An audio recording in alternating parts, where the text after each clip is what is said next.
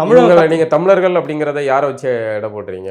என்ன வரையறை? பண்டாரங்கள் கோயில் இருக்கணும், பறையர்கள் வந்து அந்தணர்களா இருக்கணும். அந்தணர்கள்னு சொன்னா அரச செயல்களே மன்னனுக்கு அறிவுரை கூறங்களா இருந்தாங்க.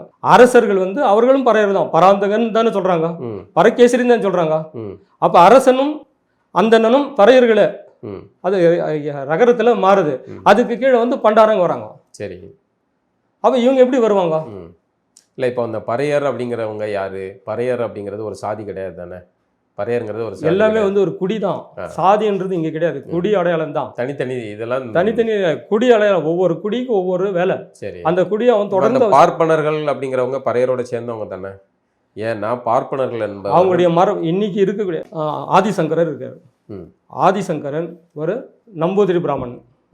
இந்த நம்பூதிரி பிராமணன் கௌடபாதரை குருவாக ஏற்றுக்கணும். குருவாக ஏற்றுக்கிறதுனால அந்த கௌடபாதர் கொடுத்த இதுபடி இவன் வந்து இந்து மதத்துக்கான மதம் இதை உருவாக்குறான். அப்போ இந்த கௌடபாதர் யாருன்னு கேட்டா, பௌத்தத்தினுடைய அந்த கொள்கையை தடவி தான் கௌடபாதர் வந்து பௌத்தத்தை நம்ம ஏத்துக்கிறல, பௌத்தத்தை யார் ஏத்துக்கலையோ அதுக்கு தகுந்த மாதிரி இந்து மதத்தை உருவாக்குறாங்க. ஆச்சுங்களா? நான் என்னுடைய இதில் கூட போட்டிருந்தேன், அந்த படத்தங்கள்லாம் போட்டிருப்பேன். இது புத்தருடைய சிலை, இது வந்து சிவனுடைய சிலைன்னு போட்டிருப்பேன். இதுக்கு அதுக்கு ஒன்று தான் இருக்கும். இதுதான் அது, அதுதான் இது. கொஞ்சம் மாற்றம் பண்ணுறாங்க. மக்களை வந்து இவங்க வந்து வழிபடுத்துறதுக்காக உருவாக்குறாங்க. ஆனால் ராமானுஜர் என்ன பண்ணுறாருன்னா, ராமானுஜர் ஒரு புரட்சி செய்கிறார். அவர்கள் தமிழர்களை இணைத்துக்கிறாங்க.